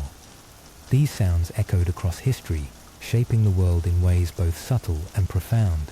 Even now, long after the last trireme sank, and the last Roman admiral retired to a villa, the legacy of ancient sea power endures. The Mediterranean remains a crossroads of cultures, economies, and ambitions, and the lessons of those ancient navies still ripple through time. Mastery of the sea was never just about war. It was about connecting worlds, forging identities, and occasionally throwing a really good victory party on the waterfront. So next time you picture an ancient empire, don't just imagine armies marching across dusty plains. Picture the fleets, sleek, stubborn, and full of swagger, carving their stories into the endless blue, leaving a legacy as deep and mysterious as the sea itself. And speaking of legacies that ripple across history, let's set our sights eastward toward a man whose rise would shake the very foundations of empire. Cyrus the Great was born around 600 BCE in the region of Anshan, then a vassal kingdom under Median rule. But before he was the Great, he was simply a boy in a world of shifting alliances and dangerous ambitions. Let me take you back to the dusty, sun-baked hills of 6th century BCE Persia, a place where goats outnumbered nobles, and the air itself seemed thick with stories just waiting for a hero. Now you may think of empires as inevitable things, but the rise of Cyrus the Great begins not with armies and conquests, but with a family drama so tangled it would make any modern soap opera blush. Picture the infant Cyrus, cradled in humble swaddling, wholly unaware that his mere existence was already the stuff of legend. At least, according to my old friend Herodotus, who never let the facts get in the way of a good tale. The story goes that Cyrus was born around the year 600 BCE, in the small but proud Persian domain of Anshan, a region that bowed and scraped under the thumb of the mighty Median Empire. His family, the Achaemenids, were blue-blooded by local standards, but certainly not the kind of people who expected to birth future world conquerors. Yet the omens began early. King Astyages of Media, Cyrus's own grandfather, started having dreams that would make Freud's beard curl. In these visions, he saw his daughter's son, young Cyrus, toppling his throne, which is not the sort of thing that inspires confidence at family reunions. Astyages, rattled by prophecy and probably more than a little suspicious of fate, did what any self-respecting, slightly paranoid monarch would do. He tried to outwit destiny. He married his daughter Mandane, not to a rival prince but to Cambyses, a Persian noble of respectable but unthreatening pedigree. The hope was that their child, if one arrived, would be far enough removed from Median politics to pose no threat. But dreams, as any good historian ghost will tell you, have a way of ignoring royal strategies. When Mandane gave birth to Cyrus, the king's anxieties returned in full force. So Astyages did what grandfathers absolutely should not do. He ordered the newborn's death. He summoned his reliable but long-suffering general, Harpagus, and gave him the unenviable task of making sure the baby simply vanished. Now Harpagus may have been loyal, but he was not heartless. Unwilling to murder a baby, he palmed the job off to a local shepherd, thinking that a life in the wild would be a kinder fate. But the shepherd, whose wife had just lost their own child, saw in the infant Cyrus a chance for redemption, or perhaps just better company than sheep. He raised the boy as his own, high in the hills, far from palaces and politics. As the seasons turned, the boy grew. Even as a child, Cyrus had a spark that set him apart. Herding goats by day, he led games among the village children by night, and his uncanny knack for leadership didn't go unnoticed. When a dispute broke out among his playmates, it was always Cyrus who settled it, sometimes with a fair word, sometimes with the judicious use of a stick. Rumors began to swirl, as rumors always do, and eventually news reached the ears of the court. There was a child in the mountains, commanding respect far beyond his station. Astyages, ever the sleuth, sent officials to investigate. The truth unraveled, and the king found himself face to face with the grandson he had tried to erase. Now here's where things take a twist worthy of a Persian epic. Instead of executing young Cyrus, Astyages hesitated. Guilt? A momentary bout of royal affection? Or maybe just the sense that the universe was having a laugh at his expense? Whatever the reason, Cyrus was spared, sent back to his birth parents in Persia, and acknowledged as a prince, though perhaps with the kind of caution usually reserved for malfunctioning catapults. But the real loser in this story was Harpagus. Poor fellow. For his role in the infant's miraculous survival, Astyages exacted a punishment so gruesome it would make even the most callous chef lose his appetite. According to legend, Astyages killed Harpagus' son and served him up at a royal banquet, a dish so revolting it would never make the cut on modern cooking shows. Harpagus, forced to eat his own son, swallowed not just the meal but a lifelong grudge, one that would eventually serve up its own cold revenge. So there you have it, after almost ending up as lunch for wolves, or, even worse, as the main course at a royal family dinner. Cyrus emerged with a unique education. He knew the ways of both shepherds and kings, the powerful and the humble. Whether you believe every twist or see it as a tapestry of myth and fact, the story of Cyrus's origins captured a kind of magic that stuck to him like dust on a herder's sandals. Here was a prince touched by fate, a survivor destined for greatness, not because he was born to rule, but because he had seen the world from both under and above the palace walls. But let's step out of legend and into the churn of history, where Cyrus, now grown, was poised to make a mess of the political order. By the middle of the 6th century BCE, Cyrus was no longer just an accessory in the Median wardrobe. He was a force with ambitions sharper than a Persian scimitar. The Median Empire, under the still reigning Astyages, held sway over Persia, but the winds of change were picking up speed, and as anyone who's ever tried to hold on to a really great hairstyle in a windstorm knows, resistance is usually futile. The catalyst for revolution came, fittingly, in the form of betrayal. Harpagus, the same man who had been forced to eat his own son, had not forgotten his gruesome meal, or the king who had fed it to him. Biding his time, Harpagus now held sway as a general in the Median court, a dangerously strategic position for a man with a vendetta. In a move straight out of a spy novel, he sent secret messages to Cyrus, promising support from within the Median ranks if Cyrus would only rise up. The stage was set for a coup that would leave the ancient world reeling. In 553 BCE, Cyrus made his move. The Persians, until then a people accustomed to taking orders, declared their independence. But this was no sudden, spectacular battle. It was a slow-burn rebellion, a campaign of attrition and clever politicking. Over the course of 3 years, Cyrus's forces chipped away at Median power, gathering allies among discontented nobles and ambitious neighbors. His reputation began to spread, not just as a military tactician, but as a leader with a surprising taste for mercy. Time and again, Cyrus spared the lives of those who surrendered, earning both admiration and a healthy dose of fear.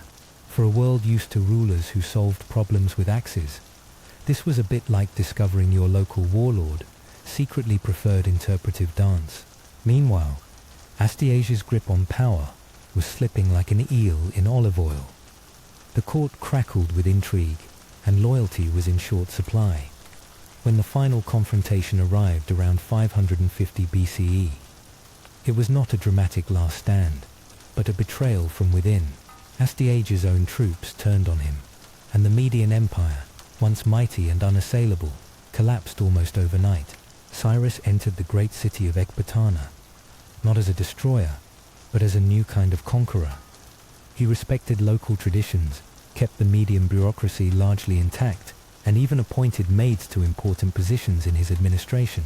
This wasn't just good manners, it was the shrewd foundation of an empire built on inclusion, not just intimidation. With the Medes now under his banner, Cyrus unified the Iranian plateau, but he didn't just inherit their lands. He inherited their legacy, their infrastructure, and even a few of their questionable royal haircuts. The Persians were no longer vassals. They were the rulers of an empire stretching from the Zagros Mountains to the steppes of Central Asia. But Cyrus, who was never one to rest on his laurels, or, for that matter, on any kind of laurel-based hair accessory, set his sights further westward, toward the fabulously wealthy and famously golden kingdom of Lydia that glimmered on the horizon. Lydia, ruled by the legendary Croesus, was the Silicon Valley of its day, flush with gold, innovation, and a penchant for extravagant living. Sardis, its capital, was a city of gleaming palaces and bustling markets, where fortunes changed hands as quickly as a gambler's dice. Croesus himself was a man whose name became synonymous with unimaginable wealth, but as rich as Croesus was, even he was not immune to the hazards of hubris, or to misreading the fine print of oracular predictions. Now Croesus, ever the cautious investor, consulted the Oracle of Delphi before deciding whether to challenge the upstart Cyrus. The Oracle, in true cryptic fashion, declared that if Croesus crossed the river to attack Persia, he would destroy a great empire. You can almost see the glint in Croesus's eye. He was sure it would be Persia's empire that fell, so he marched forth, eager to claim victory. and perhaps a few more gold-plated statues for his collection. The two sides met near the Halys River in 547 BCE, and the battle was as fierce as you'd expect from two kings with everything to lose. Croesus, believing the campaign season was over, retreated to his fortress at Sardis, planning to regroup and return with reinforcements from Egypt and Babylon. But Cyrus, ever unpredictable, decided that winter was as good a time as any for conquest. He launched a daring siege, catching Croesus off guard, according to Herodotus, and I must say, I was there. Lurking in the shadows, eavesdropping as always, Cyrus deployed camels at the front lines, their pungent aroma and odd appearance throwing the Lydian cavalry into chaos. It turns out that even the best trained horses tend to rethink their career choices when faced with a wall of disgruntled camels. Within weeks, Sardis fell. Croesus was captured, not slain, and here we see the core of Cyrus's reputation. Instead of executing the defeated king, Cyrus reportedly spared him, even inviting him to serve as an advisor. The story goes that as Croesus's fate seemed sealed, he cried out the name of Solon, the wise Greek philosopher who once warned him not to call any man happy until his life was over. Moved by the tale, or perhaps just in the mood for a dramatic gesture, Cyrus ordered the execution halted. Whether strictly true or not, the tale reflects a deeper truth. Cyrus was a ruler who understood the value of mercy as well as might. Lydia's fall brought Cyrus not only Croesus's legendary treasury, but also control of the Ionian Greek cities along the coast. These cities, proud and independent, resisted Persian rule with all the stubbornness of a mule on a hot day. But Cyrus, ever the strategist, combined force with diplomacy, slowly bringing these fractious communities under his expanding umbrella. The conquest of Lydia marked a turning point, a Persian foothold in the Greek world, and the first ripples of those east-west conflicts that would one day echo all the way to Marathon and Thermopylae. By the late 540 BCE, Cyrus stood at the threshold of near-universal power, but one last colossus remained, Babylon. This city, a wonder of the ancient world, was famous for its towering ziggurats, double walls, and those fabled hanging gardens that, I assure you, looked much better from a distance than up close. Babylon had been ruled by legendary kings like Hammurabi and Nebuchadnezzar II.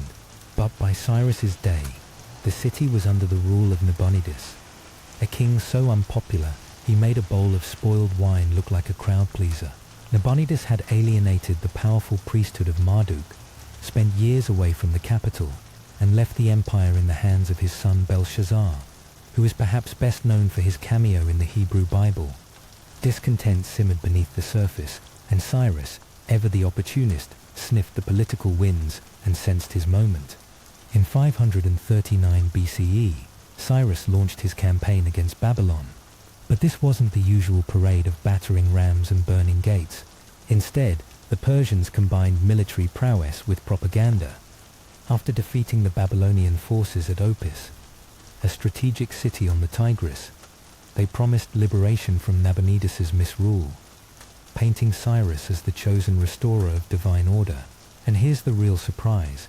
When Cyrus approached Babylon itself, the city gates swung open, not by force but by negotiation, or perhaps a little well-timed treachery. The people welcomed him as a liberator, not a conqueror. Cyrus showed remarkable restraint. He paid his respects at the city's temples, joined in the religious ceremonies, and declared on what would become the famous Cyrus Cylinder that he had been chosen by Marduk to restore peace and justice. This document, often hailed as the world's first charter of human rights, records Cyrus's policies of tolerance, temple restoration, and the return of displaced peoples to their ancestral homes. Among those affected were the Jews exiled in Babylon, whom Cyrus allowed to return to Jerusalem and rebuild their temple. It was an act so unprecedented that the Hebrew Bible refers to him as God's anointed, a title usually reserved for Israelite kings, not foreign emperors. So, there you have it. From near mythical beginnings to the conqueror of Babylon, Cyrus the Great didn't just carve out an empire. He rewrote the playbook. He fused legend and realpolitik, mercy and might. into a legacy that would echo through the ages. The world saw not just a new ruler, but a new kind of empire, stitched together by respect, inclusion, and a canny sense of when to use the carrot instead of the stick. And as his armies marched under banners that fluttered like the world's most intimidating streamers, history itself took a breath, waiting to see what the Persians would do next. But as impressive as Cyrus's conquests were, his real genius would shine brightest in how he governed the lands he had won. After all, what good is an empire if you can't keep it together? And that, dear viewers, is where our story heads next. Because Cyrus the Great didn't just conquer a vast empire.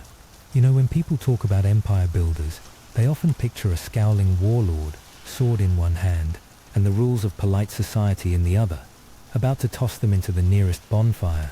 But Cyrus the Great? He played a different game entirely. Imagine a man who didn't just snatch lands and call it a day, but managed to convince a patchwork of nations, Persians, Medes, Babylonians, Elamites, Lydians, Hebrews, and a whole parade of others, that living under his rule wouldn't be a nightmare. Quite the opposite, in fact. His real genius wasn't how far his banners reached, but the way people within them felt like they still belonged to themselves. I've seen my share of emperors come and go, often trying to jam their own gods, hairstyles, and questionable dietary habits down everyone's throat.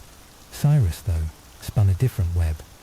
His philosophy was built on something that would make most ancient conquerors spit out their grape juice: tolerance, but with an iron backbone of structure. Instead of bulldozing local customs, he let them flourish.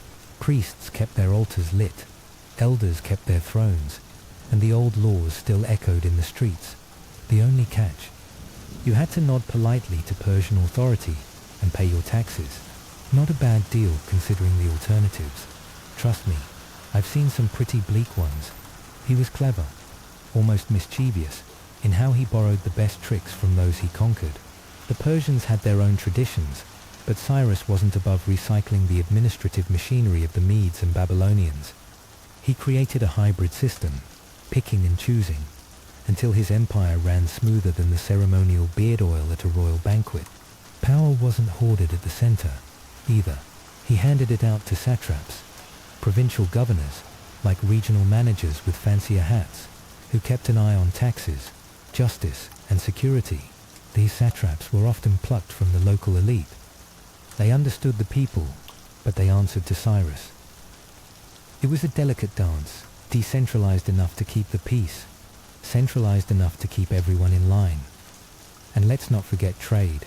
Cyrus realized early on that an empire isn't worth much if all your subjects are broke or busy squabbling over camel parking spaces. So he fixed up roads, patrolled trade routes, and made sure merchants weren't being shaken down by every opportunistic bandit with a stick. Caravans could move from the Indus Valley to the Aegean Sea without having to bribe a new warlord every 100 miles. It was as if Cyrus invented the platinum loyalty card for ancient commerce. Everyone wanted in. But the man knew the value of a good show too. In every city he entered, he made grand gestures of respect. He'd restore temples, take part in local rituals, and show a level of cultural sensitivity that would make even the most dedicated modern anthropologist break out in envious applause. These weren't just hollow performances. They were tactical moves, winning over the hearts of people who, just months before, might have been cursing his name. And it worked so well that, astoundingly, the empire under his rule didn't erupt in the usual rounds of rebellions and riots. People didn't fear Cyrus. More often than not, they admired him. Some even loved him. Even the Greeks, those tireless experts in the art of rolling their eyes at foreigners, couldn't help but respect him. Xenophon, the Athenian, who could sniff out a barbarian from a mile away, wrote an entire book, the Cyropedia, about Cyrus. It's a bit of a tall tale, sure, but the admiration shines through. Cyrus became the poster child for enlightened kingship, the gold standard by which even the Greeks measured themselves. By the time Cyrus's reign drew to its close, the world itself had shifted. His empire fanned out from the Aegean shores to the wild mountains of Central Asia, encompassing more peoples and languages than most rulers could even count. But as is so often the case, ambition led him to one last gamble. a campaign against the fierce nomads of the northeastern steppes. Ah yes, the Massagetes. Imagine a confederation of horse-riding warriors who looked at the Persian army and thought, why not? Their queen, Tamiris, was a legend in her own right, a commander who could outwit, outfight, and out-insult any would-be conqueror. Cyrus, perhaps feeling his age, or just in the mood for high drama, first tried to woo her with marriage proposals.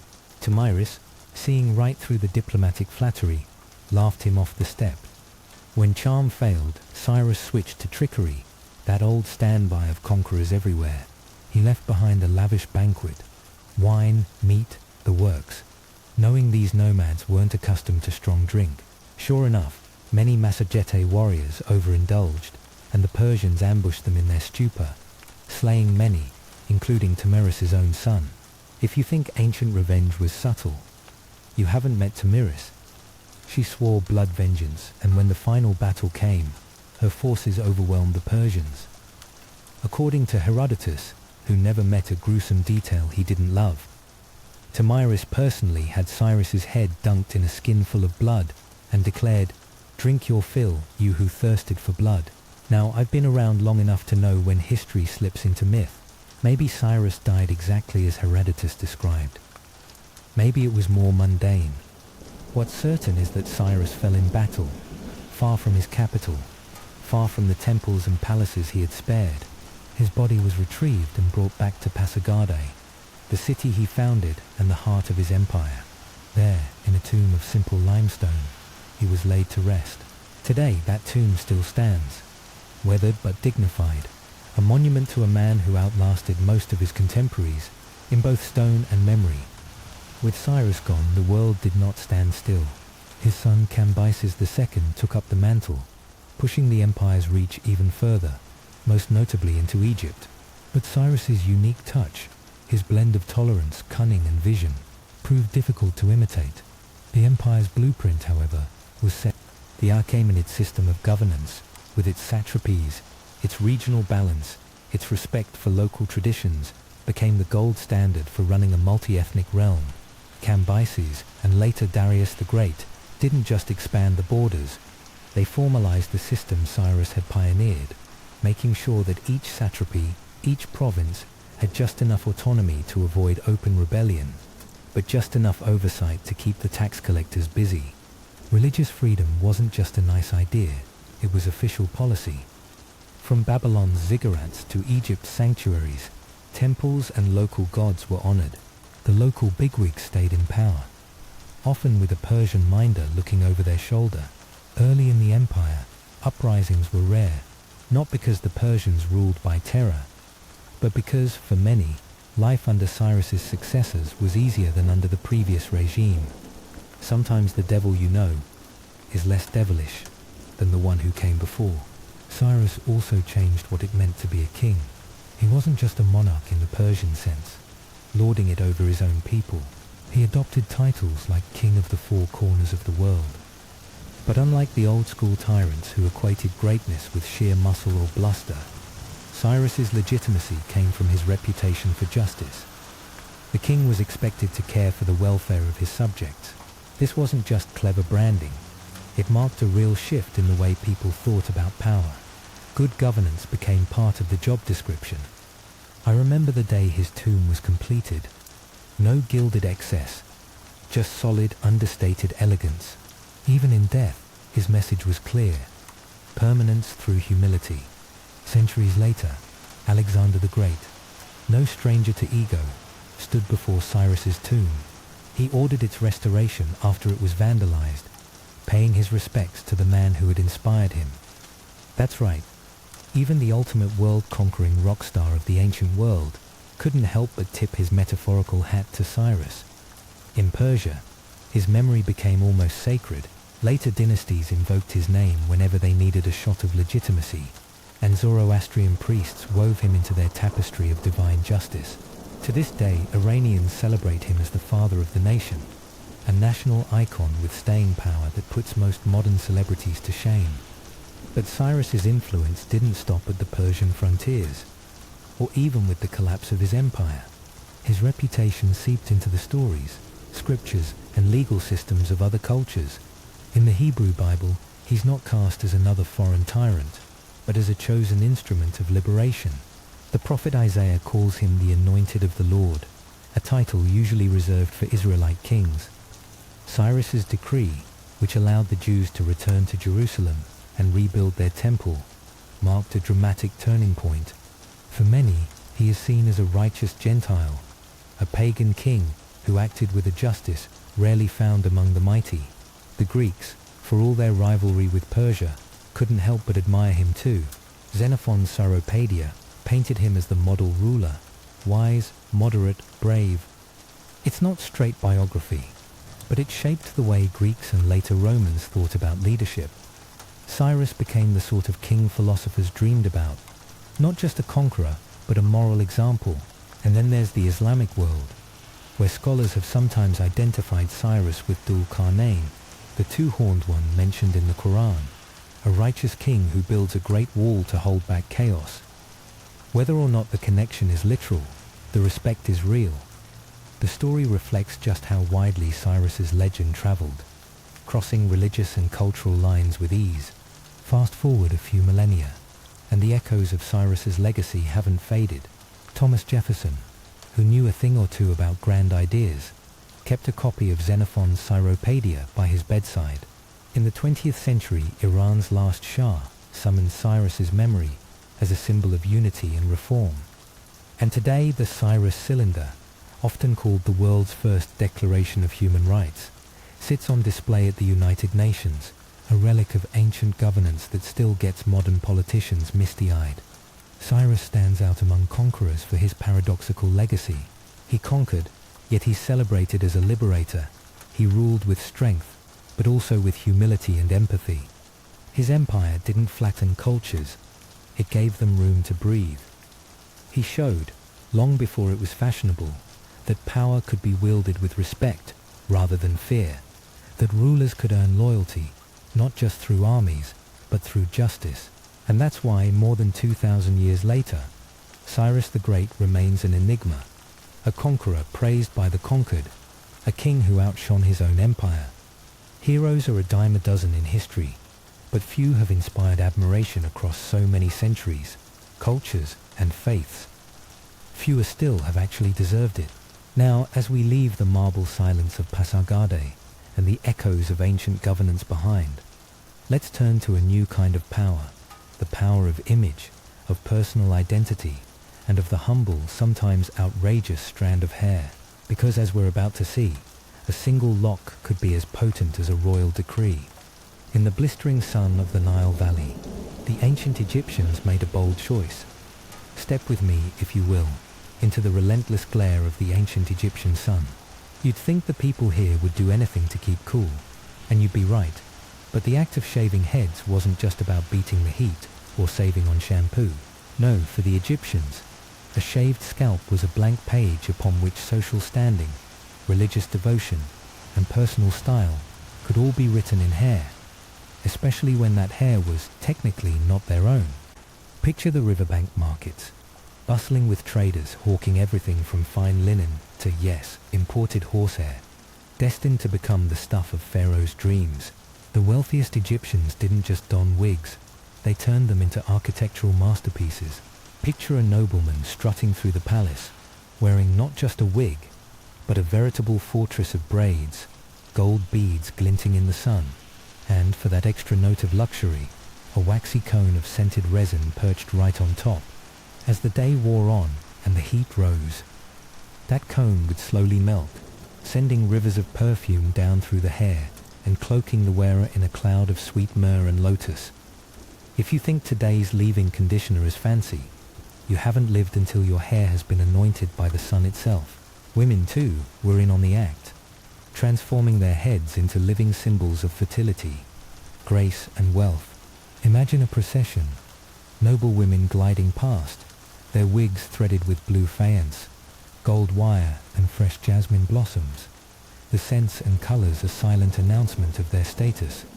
The priestesses, meanwhile, might appear with rows of tight, symmetrical plaits, echoes of the orderliness the gods demanded, every strand a prayer in its own right. For men close to the seat of power, the bigger and more sculpted the wig, the nearer to Pharaoh they appeared.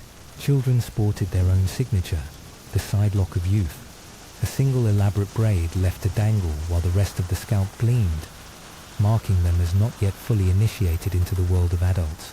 Ceremony would see that lock snipped away, an act as profound as receiving the keys to the kingdom, or at least the family donkey.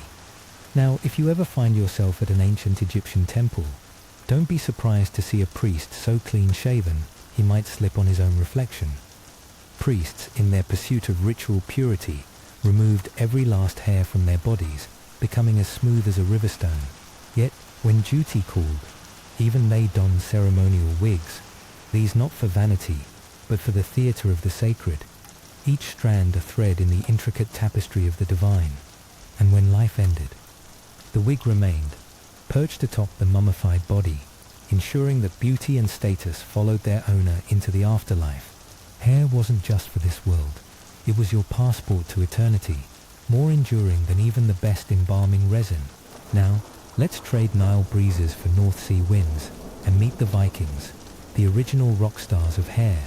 You might picture wild, unkempt beards and hair flying in the wind. But in truth, Viking hair was as deliberate as a chess move. In fjord villages and smoky halls, men spent long minutes, sometimes hours, combing, braiding, and oiling their hair. A warrior's braid was a badge of courage, a signal to friend and foe alike.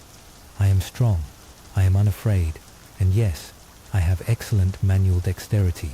Hair was armor for the soul, a visible sign of identity, masculinity, and clan loyalty. Women in Viking society were no less expressive, weaving their hair into intricate plaits and loops, threading them with beads and ribbons that sparkled in firelight. To let your hair grow long and well-groomed was to declare yourself high status and in command of your own fate. A married woman might wrap or partially cover her hair, a silent signal as unmistakable as today's wedding band. Archaeologists have unearthed combs, pins, and grooming tools from Viking graves, proof that appearances mattered even in death. The daily ritual of hair care was an act of pride, and sometimes a subtle battle tactic. And then there was the law. A Viking's hair was his honor. To cut another's hair without permission wasn't just an insult, it was a declaration of war. The sagas are full of stories where a single snip led to blood feuds and legal retribution. Hair, after all, was a stand-in for strength and reputation. To humiliate a rival by shearing his locks was to challenge his very place in the world. Norse mythology took this even further. Just ask Sif, the golden-haired goddess, whose tresses were stolen by Loki in a prank so notorious it required the forging of literal golden hair as reparation. Even the gods, it seems, knew that a bad hair day could turn into a cosmic crisis. Now, shake the salt from your boots and cross over to Rome, where hair became a tool as sharp as a gladius. In the early Republic, the ideal Roman man was the picture of discipline. Short hair, clean-shaven, no nonsense. To show up with unruly locks was to invite whispers of laziness, effeminacy, or, worst of all, foreignness. A tidy haircut was more than fashion. It was a civic badge, a way of saying, I am Roman, I serve the state. I have not spent the afternoon composing bad poetry by the Tiber, but, as Rome grew, so did its follicles. Emperors like Nero and Commodus let their hair grow out in wild, curly styles, channeling philosophers and gods alike. Some sported the Roman topknot, a tuft of hair raised proudly at the front, sculpted to project intellect and youth. Think of it as the ancient world's answer to the power mullet. These styles weren't accidents, they were calculated acts of image management, turning hair into propaganda. For Roman women, the stakes were even higher. Hairstyles became feats of engineering, towers of curls, braids, and coils that sometimes required hidden padding and hairpieces as scaffolding, as well as a small army of enslaved attendants to assemble them. The Flavian tower style, for example, was less a hairdo and more a statement of I have the leisure and resources to spend my entire morning in front of the mirror. Hairstyles also doubled as loyalty pledges. When the empress revealed a new look on a coin or statue, the upper classes scrambled to imitate her, To copy the empress's hair was to signal your allegiance, your place in the pecking order, and perhaps your ambition. Meanwhile, enslaved people were denied this form of self-expression, often kept cropped or plain. Soldiers, too, wore close-cut hair, a mark of discipline and unity. But not everyone played by the rules. Some Romans grew their hair long, or borrowed so-called barbarian styles to thumb their noses at authority. Gladiators, those ancient superstars, cultivated dramatic hair to stand out in the arena. Part athlete, part rebel, all showmen. In Rome, hair was never just hair, it was a political manifesto. Let's take a leap across the sea to Japan, where hair was bound up with honor, discipline, and the occasional existential crisis. The samurai's signature top knot, the chômage, started as a practical solution. A shaved crown to keep the helmet snug and the scalp cool in battle. But as peace rolled in, the top knot morphed into a rigid badge of warrior status and loyalty to Bushido, the sacred code of the samurai. To lose your top knot, whether by order or disgrace, was to lose your very identity. Sometimes, this ritual cutting preceded seppuku, the ultimate act of atonement. A snip could be the end of a life, or the start of a new one, depending on your luck and your enemies. Women's hair in Japan was equally symbolic. During the Heian period, noble women cultivated hair so long it trailed behind them like a shadow, straight and shimmering, a living banner of elegance and patience. Keeping hair that long wasn't easy. It meant hours of care, elaborate rituals, and let's be honest, probably a lot of tripping. Later, in the Edo period, women's hairstyles became ever more elaborate. The shimada, a coiled bun adorned with pins, combs, and ribbons, was a code in itself. Style signaled age, marital status, and even profession. Courtesans and geisha turned their hair into works of art, the complexity of their coiffures broadcasting their training and experience. And where there are rules, there are rebels. Laws restricted hair by class and status, but actors, artists, and the infamous Ronin bent the codes, using hair to proclaim defiance, independence, and sometimes just a good sense of drama. In Japan, every strand told a story. Now let's set sail for Africa, where hair has always been more than a style. It's been a language, a lineage, a living record. In the Nubian kingdoms, south of Egypt, queens and noble women wore intricate braids and beaded headpieces, their hair rivaling Egyptian royalty for intricacy and flair. In West Africa, among the Yoruba and Igbo, hair was a medium for art and identity. Styles were mapped out with care, some reserved for warriors, some for brides, some for spiritual leaders. Hairdressers held positions of trust and respect. To let someone style your hair was to open your soul to them. The Himba people of Namibia coated their hair with a deep red ochre paste, sculpting elaborate braids that protected against the desert sun, and signaled everything from coming of age to marriage. For Himba women, hair was a living calendar, changing with the seasons of life, each twist a signpost on the journey from childhood to elderhood. But perhaps the most poignant chapter in African hair history is found in the era of the transatlantic slave trade. Here, hair became an act of secret rebellion and survival. Braids and cornrows weren't just practical, they were maps, encoding escape routes or safe houses. Styles preserved memories of homelands, quietly defying attempts to erase identity. Even in forced exile, hair remained a silent language of hope and resistance. In many African societies, shaved heads marked mourning or spiritual transition, while thick, matted dreadlocks could signal strength, spiritual power, or connection to the ancestors. For these cultures, hair was sacred, not just decorative. Colonialism tried to impose new standards, stigmatizing traditional styles and pushing European ideals of beauty. But the roots of African hair culture were never truly severed. They lived on in memory, in tradition, in hands that still braid stories from mother to daughter, and now in a global movement of reclamation and pride. So, across Egypt, North Scandinavia, Rome, Japan and Africa, hair has always been more than keratin. It's been a badge, a language, a shield, and sometimes a weapon. Whether woven, shaved, sculpted, or adorned, hair has mapped identity, marked power, and carried the weight of generations. And as we'll see in the next chapter, the story doesn't end here. Just wait until you hear how, in ancient Greece, where marble statues and epics shaped the Western imagination, hair wasn't just a matter of personal grooming. Step into the sun-drenched plazas of ancient Greece with me for a moment. Picture marble columns gleaming, philosophers arguing in the shade, and the air thick with the scent of olive oil and ambition. In this world, hair was never just a tangle to tame. It was your calling card, your moral compass, and sometimes your secret weapon. The Greeks, ever the dramatic performers, turned hairstyles into a living language. Take the men for starters. Early Greek heroes like Achilles or Odysseus, yes, I may have witnessed their bad hair days, were celebrated for their long flowing locks. Homer himself spins tales of shining manes, a mark of heroic energy and divine favor. Back then, long hair for men wasn't just allowed, it was positively heroic, a ribbon tying it back.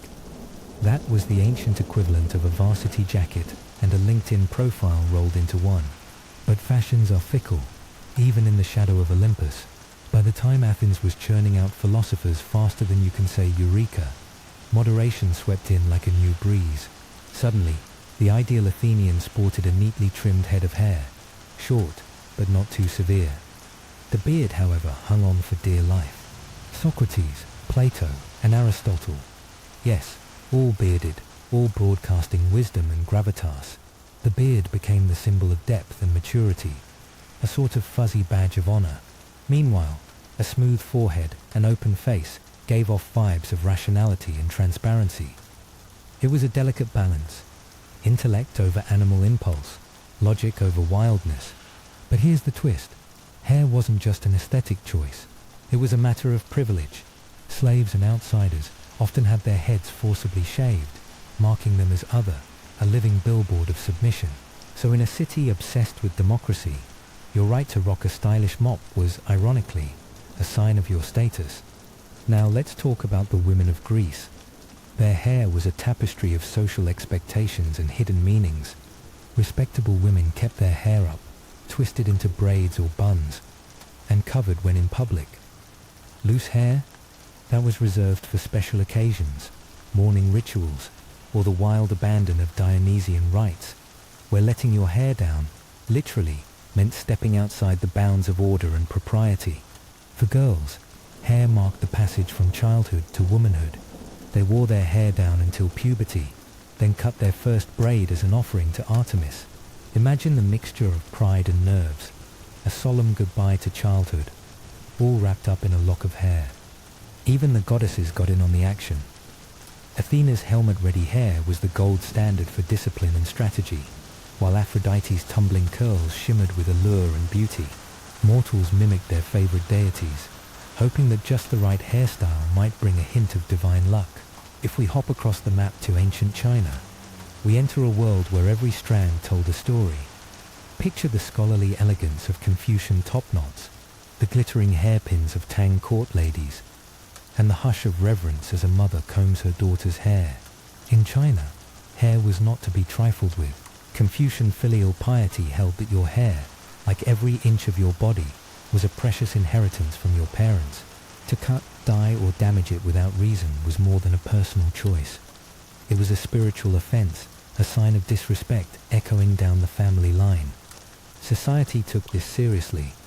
Even criminals weren't merely punished, they were shamed, their heads shaved as a living reminder of their disgrace and their severance from family and community. For men, a carefully maintained top knot or bun was standard, paired with flowing robes and the dignified cap of a scholar. Seeing a man with his hair loose in public was like witnessing someone grocery shopping in their pajamas, a sign of chaos, madness, or deep mourning. Women's hairstyles reflected every stage of life. Little girls sported playful twin buns or side ponytails, instantly marking them as unmarried. With marriage came the transformation, hair coiled in elaborate buns, secured with jade pins, combs, or golden ornaments. And then there were the court ladies of the Tang dynasty, whose hairstyles soared to literal new heights. Their hair became architectural masterpieces, adorned with phoenix pins, silk flowers, and enough decorative flair to make even the boldest influencer jealous. But hair in China was never just about looking good. Dynastic changes brought sweeping mandates, none more infamous than the Qing dynasty's Q order. Imagine being forced to shave the front of your head and braid the rest into a long pigtail, a humiliating symbol of submission to foreign rulers. For many Han Chinese, this was an intolerable insult. Some chose death over the indignity, turning a hairstyle into the front line of cultural resistance. Meanwhile, Taoist and Buddhist monks took the razor to their heads willingly, rejecting worldly ties and signaling their devotion to a life beyond vanity and material distractions. Let's drift further south to ancient India, where hair became a spiritual battleground and a canvas for sacred rituals. Picture a holy riverbank at dawn. Here, wandering ascetics known as sadhus let their hair tangle and mat into thick, wild dreadlocks called jata. They never cut or combed their hair, each coil a declaration of withdrawal from worldly life. The wilder the hair, the more obvious their devotion. These sadhus modelled themselves on Lord Shiva, whose legendary locks were said to hold back the mighty Ganges itself. For others, though, sanctity meant the opposite. Pilgrims preparing for a holy journey shaved their heads entirely, offering the hair as a symbol of surrender and purification. Children's first haircuts, known as mundan, were more than a family photo op. These ceremonies were believed to banish bad karma from previous lives, helping the little ones start fresh and pure. Mourning rituals added another layer, as close male relatives shaved their heads to show humility and detachment from the world's attachments. Hair also mapped out caste and marital status. High caste men traditionally left a single tuft, the shikha, atop an otherwise shaved head. This wasn't a random fashion quirk. The shikha marked them as twice born, obliged to perform sacred rites. Cutting it without reason was social exile. For women, hair was a daily declaration. Unmarried girls wore it loose or in simple braids, while married women coiled their hair into buns and adorned it with jasmine blooms, gold clips, or decorative combs during festivals and weddings. Well-oiled, tightly braided hair signaled discipline and beauty, a source of family pride. But let's not forget hair's more sensual powers.